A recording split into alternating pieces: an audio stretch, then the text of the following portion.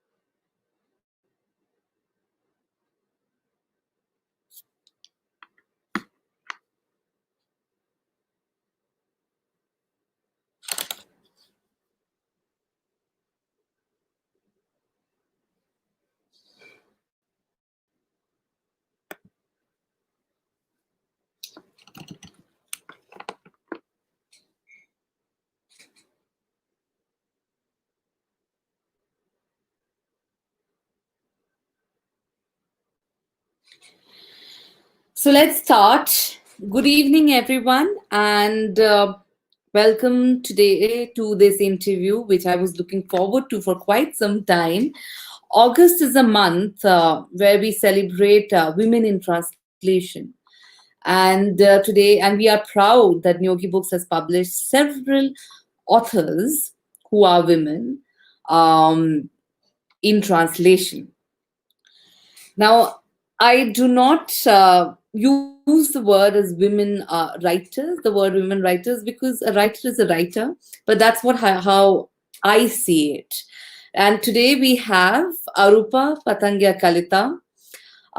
She has been reckoned to be as one of the most powerful voices in contemporary Assamese literature. She is a bold and acutely aware chronicler of her time, as mentioned in the JLF site. She has published more than 15 books besides a huge body of work. She has also taught English at Tangla College, Darang, Assam, and retired as the head of the English department of Tangla College in 2016. She has received several awards, and most recently being the Sahitya Akademi Award. Let me welcome her in. A very good evening, ma'am, and a very warm welcome to you. Thank you. We are quite excited to have you here on board because we want to know a lot more about you, your writing, and your perception to what is happening in the literary circle. So I'm going to act as a devil's advocate and ask you 5 questions to give our viewers a sneak peek Okay. into Arupa Patangia Kalita, the writer. Okay. So my first question it's a very direct question. Women in translation is the flavor of the month.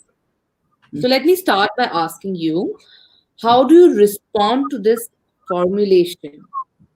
Are enough women being translated really? And by translation, I do not mean only in English, but I also mean in other languages, Indian languages and international languages. What is your experience? So, the translation into English is the trend.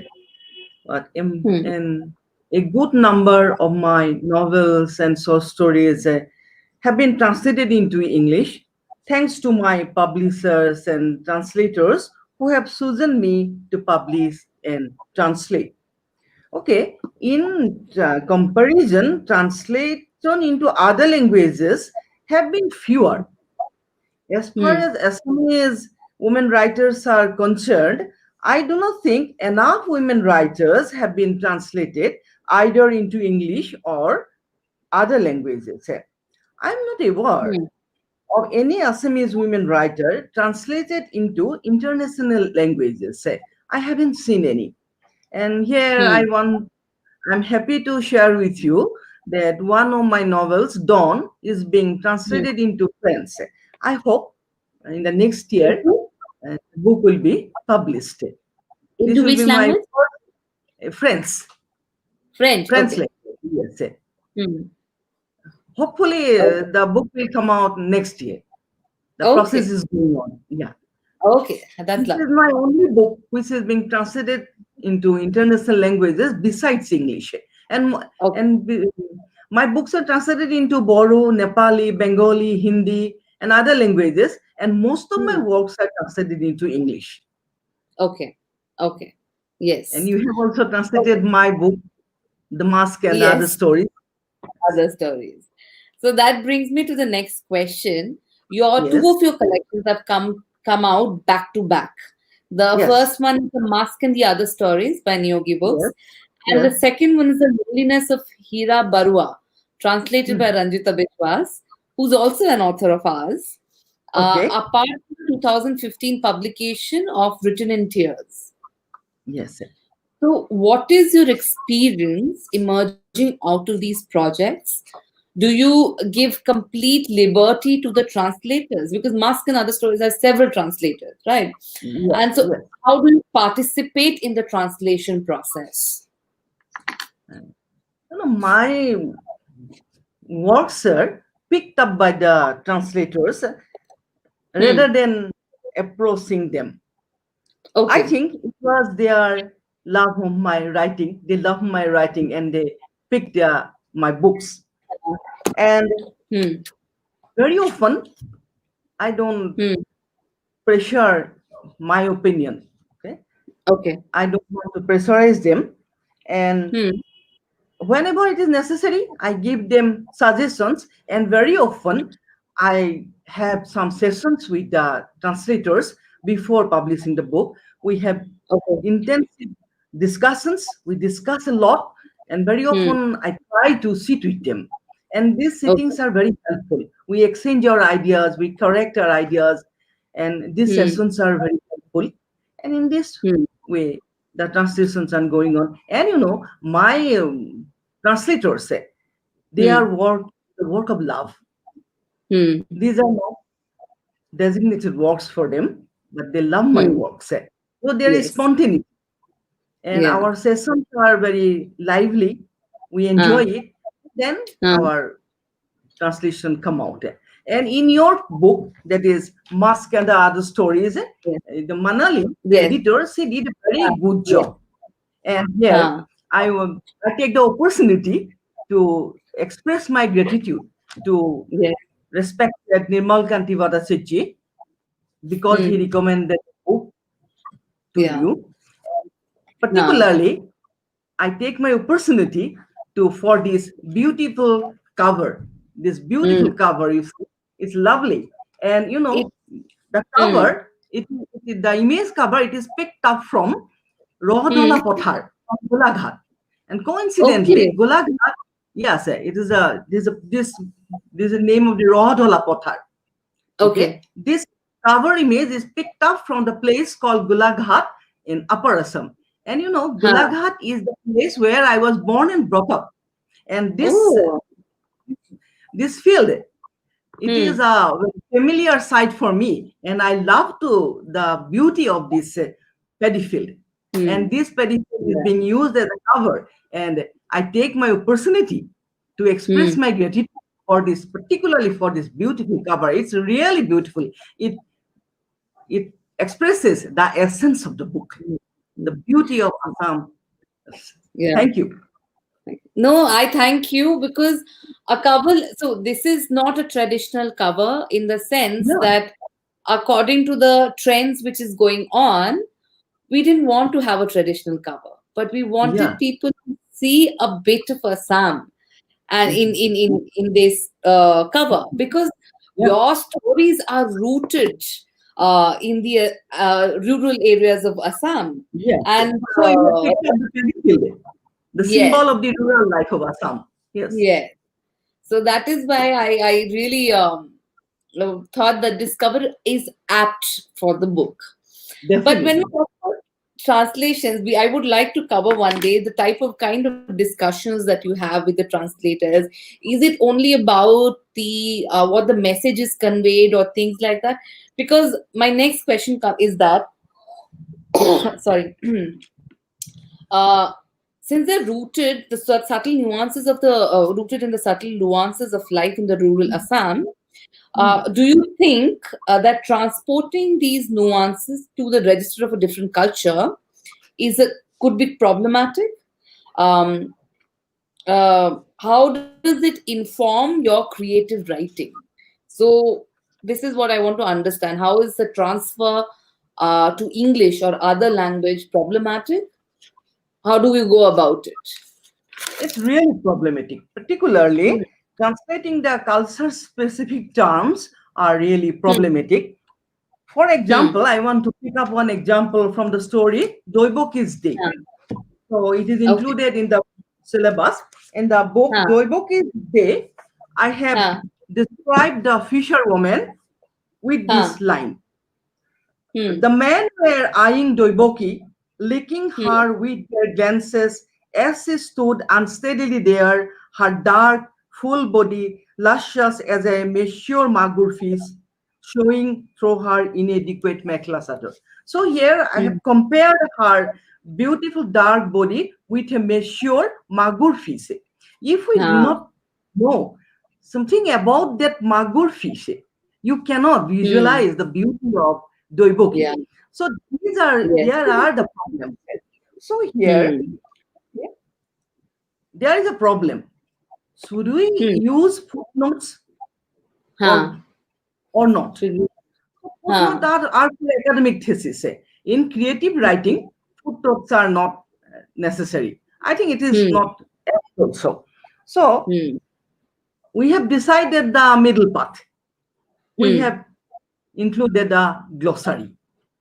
So Hmm. some readers they ask me, why should you use glossary in your book?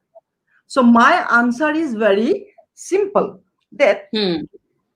when we read a British or American author, do they Hmm. provide glossary for us? Definitely not. But No. we provide glossary for them, Hmm. for the readers. So Hmm. this is a question asked by Hmm. many readers. So I Hmm. think my simple answer is this: it is an accidental necessity created Hmm. by history. Accidental necessity, created by Yes. history. So it Huh. must not be taken Yes. as a sign of colonial hangover. It should not. Yes. What Huh. should be considered pragmatically. So it's Hmm. an accidental history. Hmm. So we don't have that is enriched glossaries or encyclopedias like in English. So Yeah. we must add glossary, and glossary Hmm. will help the readers to understand Hmm. our cultural Hmm. nuances and the rural, Hmm. as you have mentioned, the rural beauty of Assam. Yeah. Yeah. So I also agree to that. But many times, what happens, even in this book, also, a lot of these terms are understandable in the narrative of the story. Okay. However, if a person wants to understand the terms absolutely correctly and Yeah. understand the culture, a very formal definition of that word helps us better create a better image of Mm, that culture in our mind. So I yes. agree with the glossary being there, of course, that we Yes. have put it there. So So I think the middle part is correct. yes, No footnote, absolutely. but glossary must be there. Yeah. Footnotes Yeah. can be really can break the flow. That's what we Yeah. felt. Well, It can it is break the good for flow. academic thesis, Yeah. not for Yeah. No. Yeah. writing. Yeah. Okay. So the next question um, is on feminism, and in the last decade or two, a lot of attention has been generated in feminist writing. Um, I am a feminist, and I absolutely love feminist writing. But these days, every university has a designated department for feminist studies. You're also often described as carrying the banner of feminism. Would you Yes. agree to that description? If yes, how does feminism inform your creative writing? Just like you mentioned this story, the one you just mentioned. Oh my God, I can't find it. Yes. In the mask, isn't? Yes, Doiboku's Day. When you Yeah. describe the woman, so tell Yes. us how feminism informs your creative writing. Yes. Yes. So you see, yes, woman question is being surely being taken up by more and more writers, and such writings are taken seriously, even in the Hmm, academic arena. I myself used to teach hmm, the paper on women writing in the English major hmm, course, and I hmm, proudly announce always that this paper is known as women writing. It is a hmm. moment of pride for me in the Yeah. beginning of every session. So Hmm, yeah, generally, I write about the oppressed people in this hmm, economic system, and I write about women. Very hmm. often, I write this book also. You've seen I have picked up many women characters, and these Yeah. women characters are doubly oppressed. Hmm.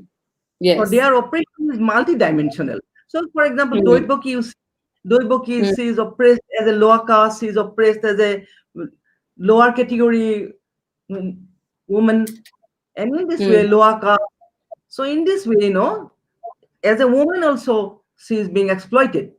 So these hmm. exploitations are multidimensional, and I Yes. always try to bring out those multidimensional exploitation of women. Hmm, So I have seen hmm, women treated very badly, thrown out like garbages, and still hmm, the women they suffer in this hmm, patriarchal society. But hmm, I certainly I am empathize with my unfortunate sisters. I myself, hmm, I am one of the fortunate women. My man in my life, they always try to protect me from patriarchy.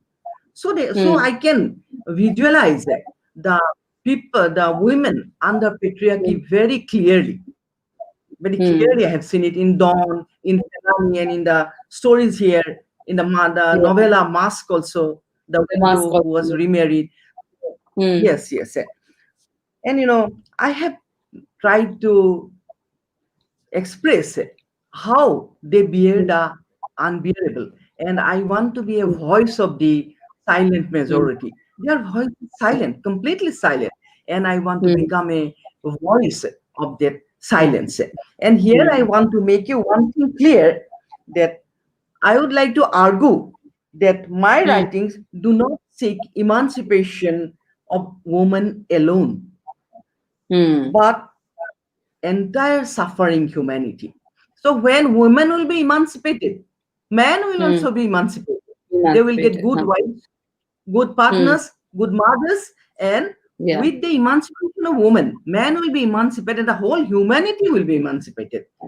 Yes. So I want the emancipation of not only women, but the whole Hmm. human suffering humanity also. Yeah. So My through story, the they carry that yeah. message all along. Yes. Yes.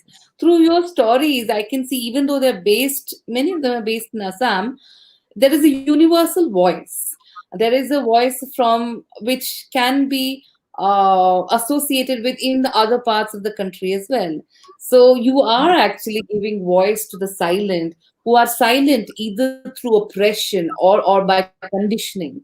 So Yes. yes, I could place it as a book that is bringing in a change in the minds of people. Perhaps more people should read and discuss and take it seriously and have it embedded in their consciousness so that actually we can come and have a better society. Um, on that note, but since we are short, we have a 20-minute session. It's supposed to be a sneak peek, but I have one last question for you. So, Yes. Yes. I know that there has been some effect of the progressive writers movement on your life, but I don't know anything more than that. Could you tell us a bit more about how the entire movement affected you, and how did you and affected your writings? Yeah. People have dreamed all along utopia. The utopia of a Hmm. classless society, equal rights Hmm. and equal distribution of wealth. And Hmm. the world was never same after the famous Hmm. 1917. Hmm. So the world saw the utopia Hmm. coming to a kind of reality in 1970, 1917. Hmm. During 70s, Russia, China were able to achieve at least a Hmm. small portion of their utopia. And Hmm. there was a cry for change. Hmm. This was the political Hmm. scenario.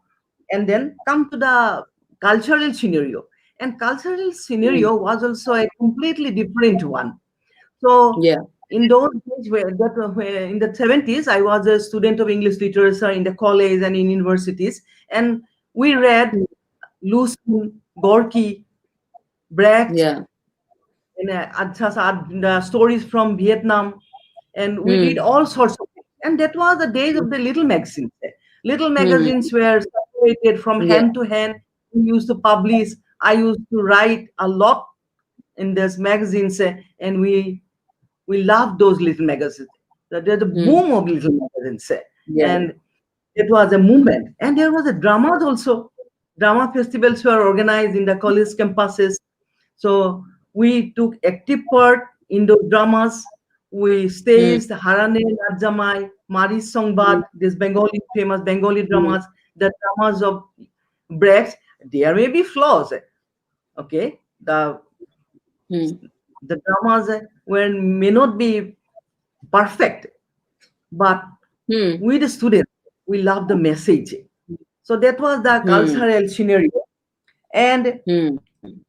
Assam has a strong heritage of socially Hmm. conscious literature. So actually, this is a Yes. dominant genre in Assamese literature. So we have stalwart Hmm. critics like Dr. Hiren Guhai and stalwart scholars like Bhavananda Datta, and we had Hmm. Vishnu Rabha, Jyoti Prasad Agarwala, with all their, this is the heritage that we Hmm. are fortunate to have. Hmm. And Hmm. there are other authors like Nirupama Borgohai, Mamani Hmm. Roysam Goswami, all of them, they their basis of writing is life itself. They pick up the Hmm. stories from man, from Hmm. human being. And Hmm. still now, the ideas of 70s are my guiding principles. In Hmm. everywhere, you can find those beliefs of the 70s. Hmm. For Hmm. example, you see now during the days of pandemics, if we do not write Hmm. about the politics of pandemics, the economics of Yeah. pandemics, Hmm. so what is the use of writing if we do not Hmm. write about the suffering of the common people? People. Yeah. What is the value of our writing? So this is Hmm. the guiding principle. Still now, this is the guiding principle in every Hmm. crisis that we face. Hmm. Okay. Now that's a learning point for me also. A little bit more about Assamese literature from one of the greatest voices of contemporary Assamese literature. Thank you so much. This was just meant as a sneak peek, and I'm sure we're going to have much more detailed discussion around your stories and things later into the months and so on. And thank you very much for giving your time.